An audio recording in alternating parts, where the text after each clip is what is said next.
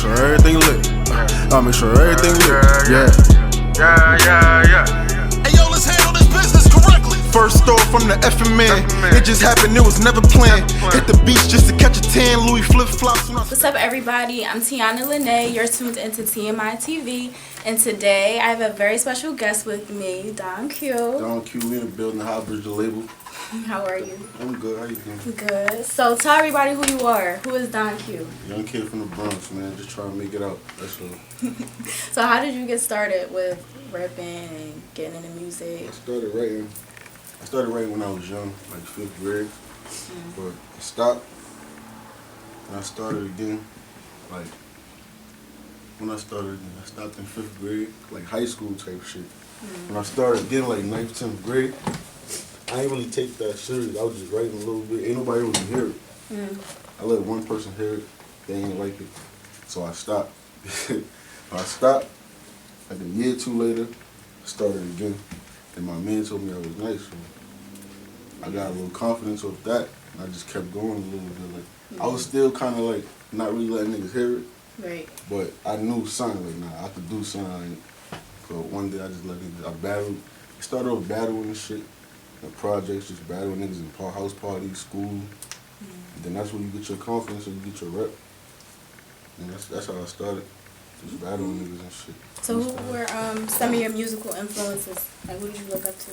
You know, of course, Jay-Z. Like, Jay-Z, that was the first album. My first album I bought was a Jay-Z album, the Dynasty album. And other than that, it was like, I had like eras in my life where I listened to certain music. Like how old was I when the Dynasty came out? I know it was junior high. It was junior high for sure. And I was listening to that every day. Like, then it was Lloyd Banks. Like 7th grade, Lloyd Banks. Like that, I was listening to him every day. Then 8th grade came, it was Cassie. I was listening to him every day. Oh, okay. Then after that, it was just Styles P. Like when I got to high school, everything was just Styles P. Everything. So describe the music scene, like coming up from where you're from. Like, was it more competitive to try to get on, or like, cause you're from the city where hip hop is like basically It's born? real competitive because everybody rap, especially in the city. Everybody rap. Everybody think they nice. So it's growing up, it was real competitive. Like my era, cause you had to have balls on, like ready, like right there. Cause niggas is coming up to you. You could be in a party, school, fucking just walking down the block, going to the store. Right. And you might run into a nigga that think you nice or something. So you always gotta be on point. Always. Right. That's why it's kind of easy for me now just to have like all these verses and shit niggas just be hearing. Like, I come from that, so it's like I could do that shit all day. So since so many legends came out of New York, like within hip hop, do you feel like it's important for you to keep that legacy going, or like are you just trying to do your own thing? You don't really care about making a legacy, or? Nah, I do. I want to be one of the best niggas in the city, the world too. But like when it comes to this New York, I want that nigga Don. Yeah, that's his shit.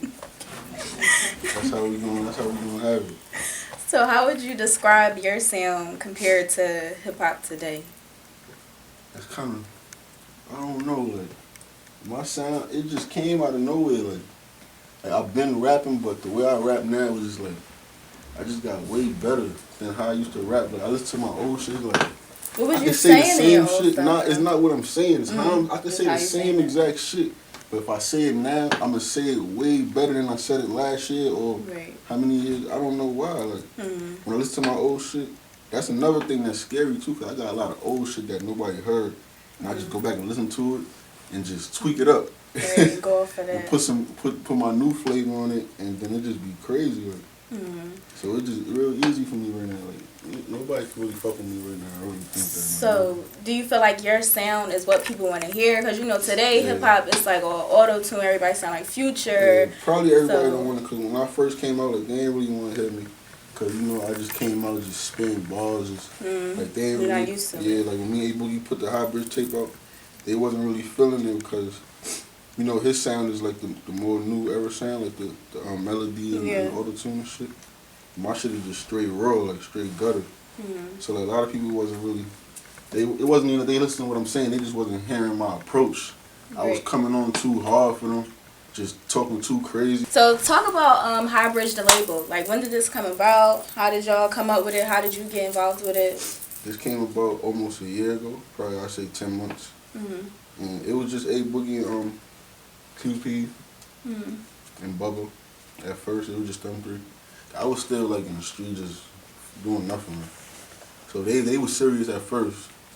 They made me really get on it because they seen, when we heard A Boogie, what was it? It was like in the summertime. When I heard him, it was last winter. He was in Florida and shit. We was talking on Facebook because he had moved to Florida and shit. And I was telling him, like, when you come back, you gotta work. So he was like, all right, but he was going through his situation. He couldn't come back. He was in a house arrest or some shit, so he couldn't come back for like another year. So when he finally came back, Bubba and QP, they never even heard him before. Like, people his age, because me and A Boogie 2 different ages. I'm 26, he's 20. So really? yeah, so like his friends were telling me like, yo, that nigga, when he come back, y'all niggas better, I'm like, all right, hit him up, tell him when he come back, it's lit. So he came back, we was working and shit. Then Bubba and them heard him. So he like, yo, he made them want to start the label type shit. Right. Like, they was hearing him, they like, yo, they had the, we in the street, niggas got money and shit. So they like, yo, let's put that money, let's make the label. They did that, they was working with A, they started his mixtape, the artist mixtape. And after that I came aboard, we did the Highbridge The Label mixtape. And we just been pushing it, Dawn season. Right, and speaking of Dawn season, let's talk about that next, because that was major this year.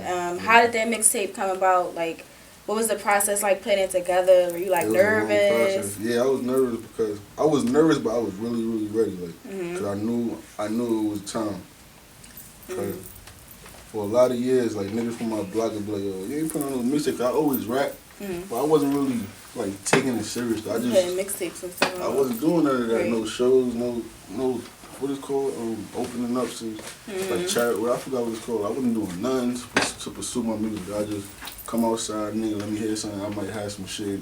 And I'm looking at it like, I can rap, but the way niggas is looking at me like, yo, you really can rap, my nigga. Like, you bugging, like, get in the. So I'm like, all right, whatever. Like, and then I started really just paying attention. Like, maybe I was chosen for this shit. Like, I think like maybe this shit was just a path that was already written, and I just gotta follow it, just fill in the blanks.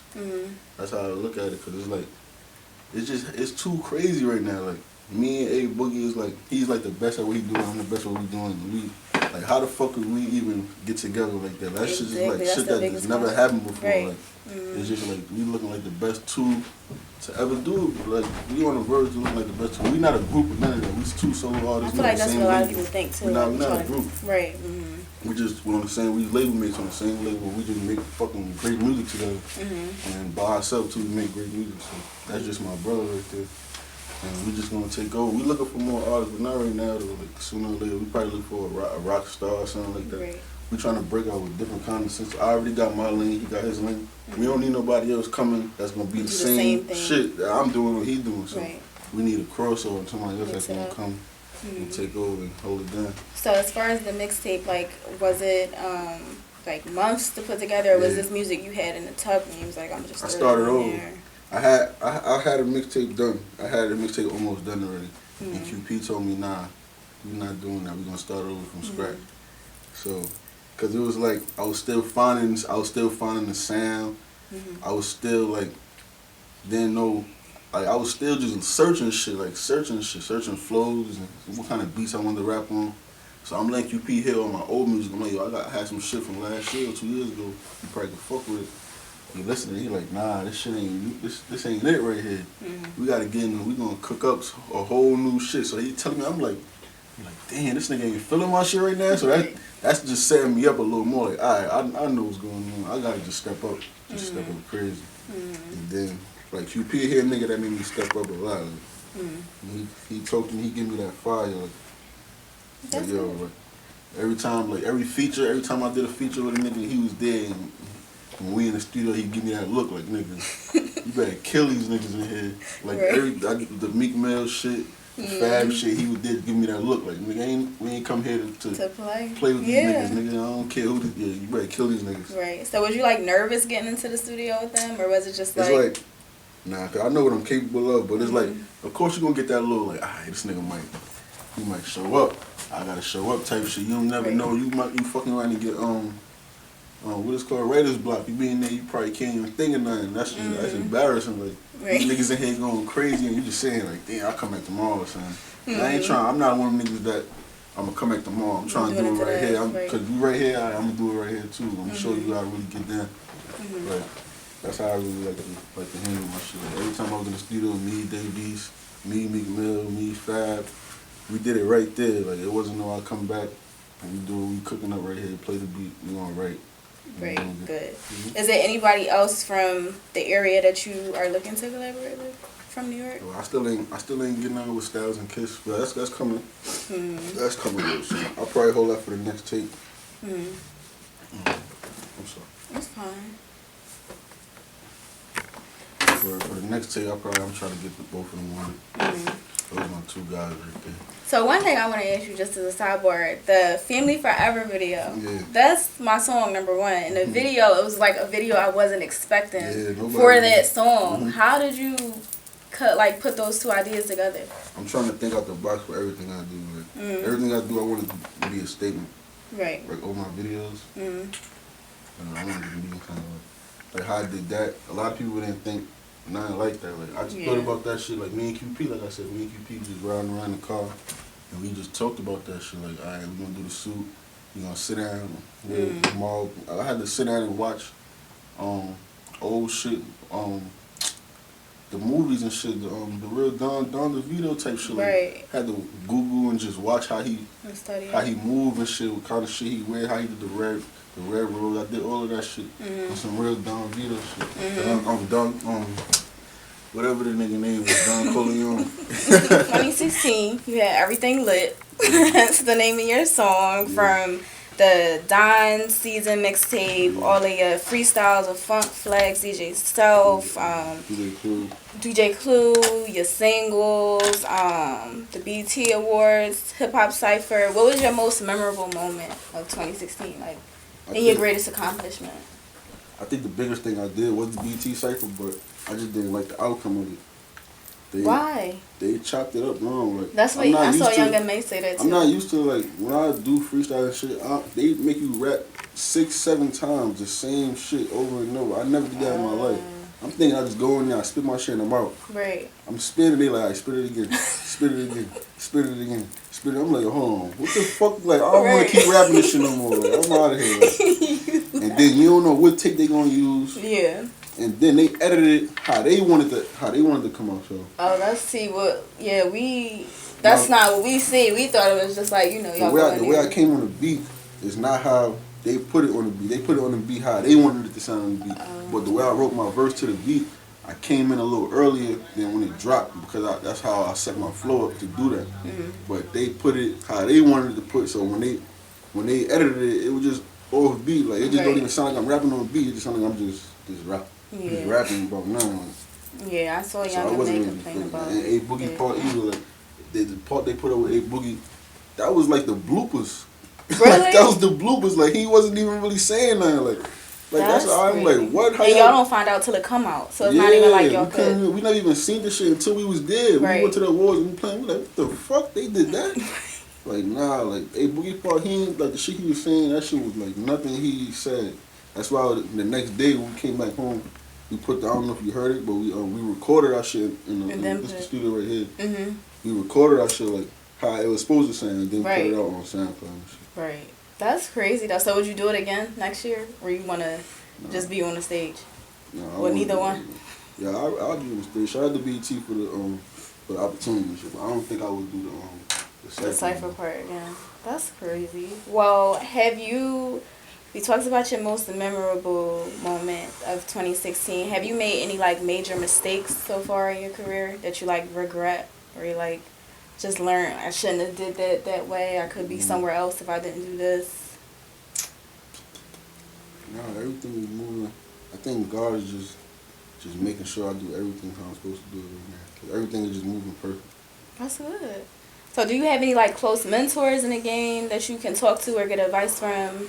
Or do you feel like that's not important right now? No, it's always important to have it. I would love to have like the niggas I listened to when I was like 12 and shit. So like, but not right now. I ain't really get that relationship.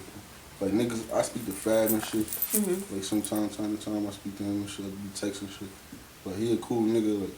Like when I meet niggas, even if like you be my favorite rapper, like I won't just like when I meet you, I'm not gonna be like, oh, it was good. Right. I'm gonna be regular. It was good. Right. But inside, I'm like, damn, yo, this is my nigga right here. Like, You trying to hold but I'm chilling though, so like usually, cause that's how I am. Like I don't really like just talking and shit. So like when I met Fab, it was like that. Like, it was good. And I ain't tell him like how he influenced me now. We just working and I left.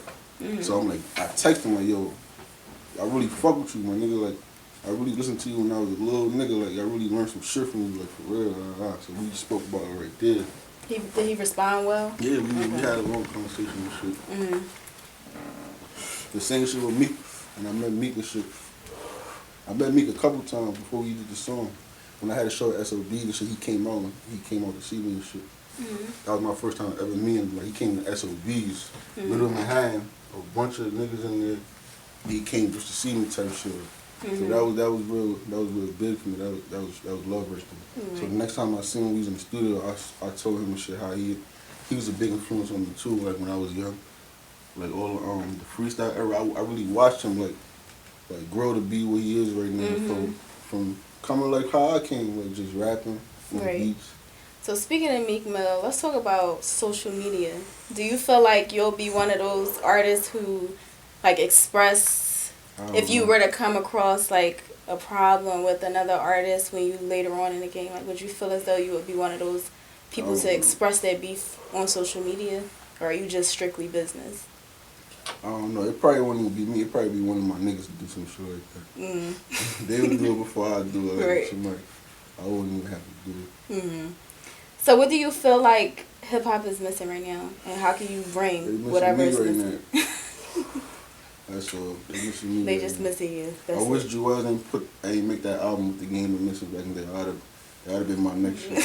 Joel did that. So who's your top 5 right now besides yourself? Top 5 right now. I can't put A in there. You can. Right now. My top, I got 2 different top 5 right now. 2 different times? That's a top 10. I got all time top 5. Okay, yeah. Well, we can do old time and now. Right now. Dead or alive? I'll say A. I fuck with Rick Ross heavy. New Rick Ross or old Rick Ross? Like he ain't been how he ain't been putting shit out how he used to. But when he put shit out, it's still the same Ross. Meek, Drake. Fucking it's a lot of niggas. I like everybody really. Meek, Drake. That's 3. Kiss and Styles is my favorite rappers, but I wouldn't put them for right now because they're not really really active right now. So I'm gonna go with niggas that's active. Like, see, I had Big Sean in my shit, but he wasn't active for a while. Like the niggas I had in my shit not really active. Like J. Cole, but they still Big count. Sean, Kendrick. Yeah. Like those was niggas in my top 5 like last year, 2 years ago. All right. So what about back in the day? You got Hov, Styles, Kiss. Hov, Styles, Kiss, Big. That's 4. Hov, Styles, Kiss, Big. I know Tupac. Nah, Tupac is dumb nice, but I wasn't really heavy Tupac. Okay. But I think he's lyrically like the best. But I think Big was like the best artist. Like, you understand what I'm trying to say? Like Tupac was more lyrical, but Big just had everything else. Everything else you needed, he had it. So, That ain't bad. I like Big more. Probably like Nas, because Nas was real, like, his storytelling shit was just like fucking immaculate. It was just different how he just tell the story, how you looking like you really right there. Like my favorite shit with Nas when he told the story when he was the gun. I don't know if you heard that, but it's called The Gun, I think. Anybody and heard he that? told the story if he was a gun and how niggas use him because he's a gun. Right. Like it was just like how the fuck you did that. Right. And this is mad long ago, like before I was probably even. Well, somehow I like to go back and listen to the old shit so I could get some ideas and shit. So do you still go back to your neighborhood? Like, are you still there? And you know, yeah, like. I go back to my neighborhood. Okay. Well, that's. Go ahead. I can't sit up here with you. I don't got no friends up here. Oh. You gotta make friends. Go knock on somebody's door. Ask for some milk, some You sugar. probably won't like me. I just stay low. You know, just chill. Low key. So what can we expect from you in 2017? Now that this year is coming to an end. Music. There's gonna be a lot of features too. I'm trying to grasp every audience and every place. So I'll be doing features with people from different places that's hot. Shit like that. So can we? You're gonna hear me a lot. There's gonna be a lot more visuals. Yeah. Hopefully a lot more good interviews. So is there anything that I didn't touch on that you want to tell everybody, or like anything that we missing that you want to just go with real quick? Just be yourself. Why is that? Why do you say that? You gotta be yourself. Cause that's the only way you gonna make it. You try to be somebody else, it ain't gonna work. It's never gonna work. Just be yourself. That's true. That's all.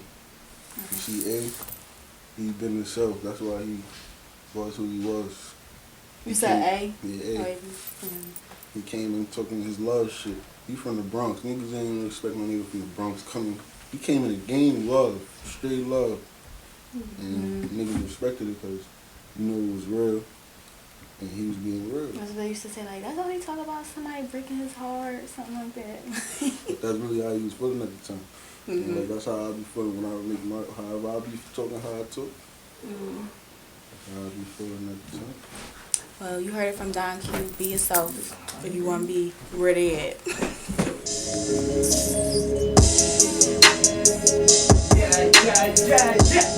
Hey, pull up, hey. Hit. I said, You cooking up. man, I'm just letting his man. I'm trying to find O's right Yeah. You know what it is, nigga. Highbridge shit. Bitch, they call me Don Vito. Hold on. Now wait a minute.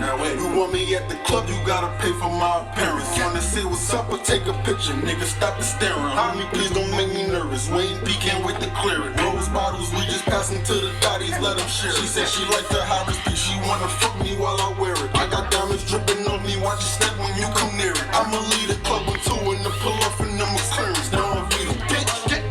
I ain't playing with niggas, man. Nobody can fuck with me, I swear to God. Whoever y'all niggas want to bet, your favorite rapper. Bet the nigga, fucking houses, nigga. Your favorite rapper, nigga, yeah. The nigga you think I'm not talking about, I'm talking about him. Your favorite rapper, nigga, yeah, he know. I'm telling you, they all know, they all watching. Nigga said A Boogie